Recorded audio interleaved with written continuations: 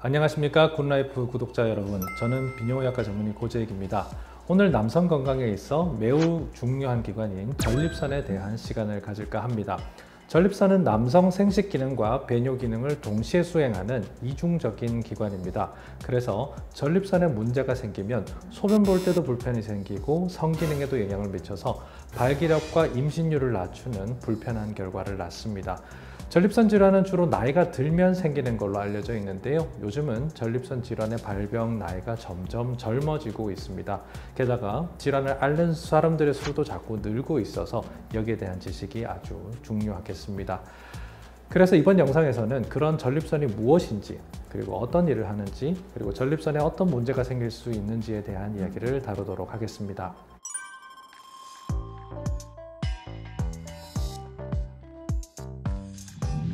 전립선은 방광 바로 아래에 위치하고 요도를 감싸고 있는 그런 기관입니다. 전립선이라는 단어는 앞 전자, 그리고 설립자, 그리고 액체를 만드는 기관이라는 뜻의 선이라는 합성어입니다.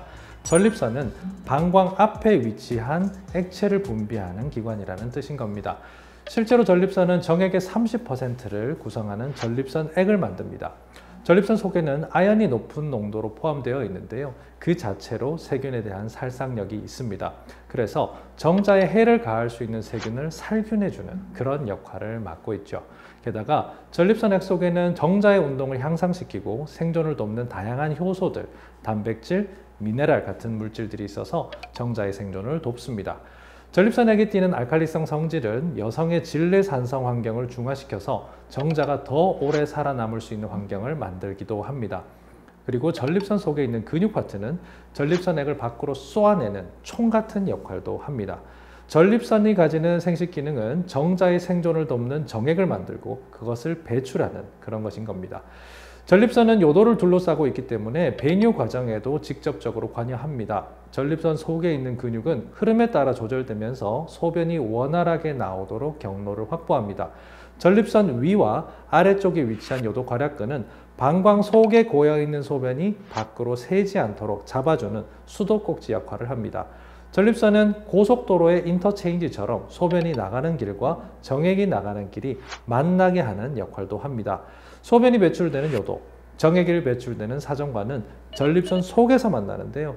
전립선 속의 근육이 움직임에 따라 일정한 방향으로 흐름을 조절하도록 하고 있습니다.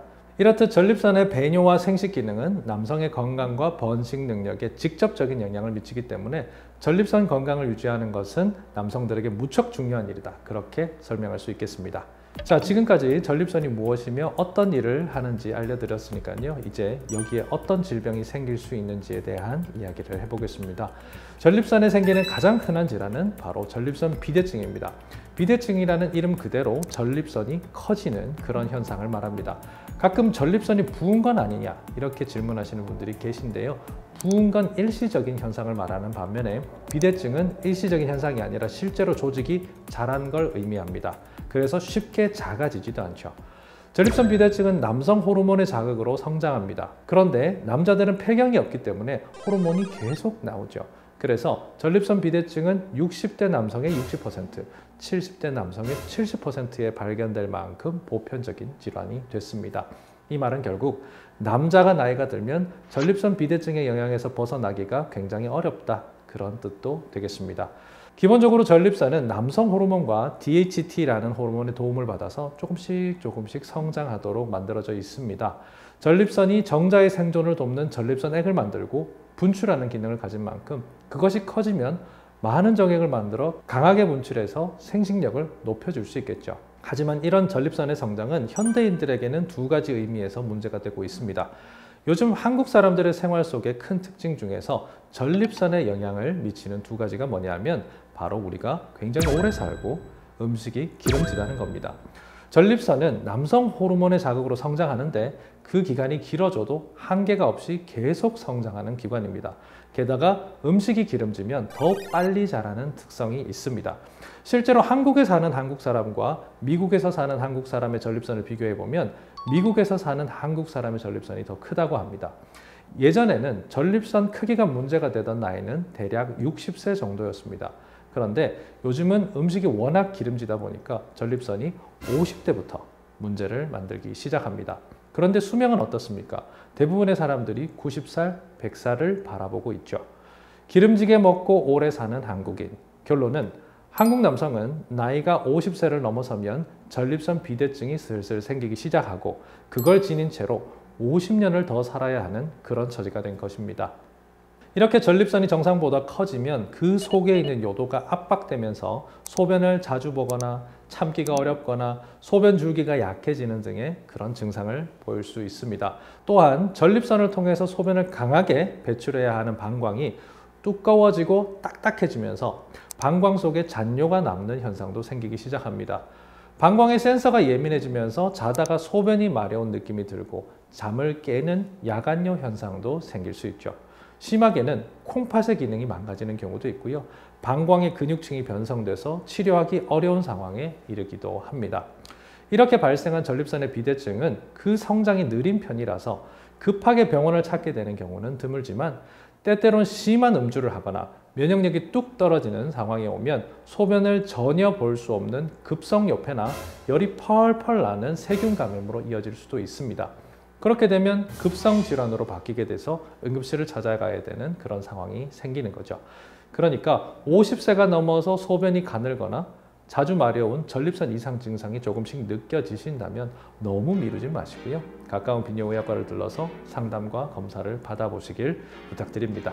자, 다음은 전립선염입니다. 전립선염은 전립선이 자라는 것이 아니라 전립선 자체에 염증이 생기는 그런 질환입니다. 염증이란 감염이 있을 때도 생길 수 있지만 감염 없이 물리적으로도 생길 수 있습니다. 그래서 전립선염은 세균성과 비세균성으로 나누기도 하고 증상의 진행 정도에 따라서 급성과 만성으로 나누기도 합니다. 대략 4가지의 큰 분류로 나눌 수 있는 전립선염 중에서 가장 흔한 것은 만성 비세균성 전립선염입니다. 이름 그대로 증상이 은근하고 길게 이어지면서 세균성이 아니라서 검사에서 균이 검출되는 경우는 드문 경우입니다. 이러한 만성 전립선염의 대표적인 증상으로는 골반과 회음부, 하복부 등에 생기는 애매모호한 통증과 소변을 볼 때 생기는 불편감, 통증, 성기능 감소, 정액에 피가 비치는 현상, 사정 후 불쾌감, 이런 불편들이 지속되는 현상이 생깁니다. 이러한 전립선염은 대개 만성질환이라서 응급한 처치를 필요로 하진 않지만 세균에 의해서 급성으로 발생하는 경우에는 응급한 질환이 되기도 합니다. 급성 세균성 전립선염은 전립선을 급속히 부풀게 만들기 때문에 갑자기 소변을 보지 못하는 상황이 생길 수 있습니다. 게다가 펄펄 끓는 고열이 동반되기 때문에 오한과 근육통 등 전신 증상이 상당히 심각하게 나타납니다. 이러한 급성 전립선염은 방치할 경우에 폐혈증까지 이를 수 있기 때문에 응급실로 달려가야 하는 상황이 벌어지죠. 전립선염은 비대증처럼 경과가 온화한 경우가 대부분이지만 심한 경우엔 입원 치료가 필요할 만큼 위험해질 수도 있으니까 증상이 만성에 가깝다고 병원 진료를 미루지는 않으셨으면 좋겠습니다. 전립선에 생기는 가장 무서운 질환은 전립선암입니다. 전립선암은 서구 사회에서는 남성암 1위에 달할 만큼 남성들에게 빈번하게 생기는 암이고요. 현재 한국에서도 그 순위가 급격하게 올라가고 있습니다. 전립선암 초기에는 증상이 거의 나타나지 않을 수 있고요. 진행된 경우에는 소변의 흐름 장애, 골반 통증, 요통, 체중 감소 등의 증상이 나타날 수 있습니다. 이런 전립선암은 진행하면 뼈 전이를 비롯해서 생명에 치명적인 상황으로 진행하지만 PSA라는 비교적 간단한 혈액 검사로 조기 진단이 가능합니다. 게다가 다른 암에 비해서 성장 속도도 느린 편이죠. 40대 이후의 남성이라면 1년에 한 번씩 PSA 혈액 검사를 받는 것으로 대부분의 조기 진단이 가능한 것이 전립선암입니다. 그리고 빨리 진단될 경우에는 생명에 지장을 주는 경우는 무척 드뭅니다. 다만 요도가 전립선 속을 지나가고 그 아래 위로 괄약근이 있는 만큼 전립선암의 진행이 어느 정도 이상 이루어진 경우에는 수술 직후에 요실금과 같은 상당히 불편한 합병증이 생길 수 있습니다. 또한 전립선 주변으로 발기와 관련된 신경들이 지나가기 때문에 광범위하게 조직을 제거했을 때는 발기력에도 큰 영향을 미칩니다. 쉽게 말하면 전립선암으로 수술을 받으면 생존에는 큰 문제가 없지만 암의 크기가 큰 경우에는 절제해야 될 범위가 넓어지면서 요실금과 발기부전과 같은 합병증으로 꾸준한 불편을 겪게 된다는 뜻입니다.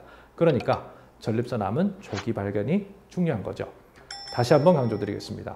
40대가 넘은 남성이라면 가급적 1년에 한 번 PSA 검사, 전립선 암이 잘 생기는 60세 이후라면 반드시 1년마다 PSA 검사 잊지 마시길 부탁드리겠습니다.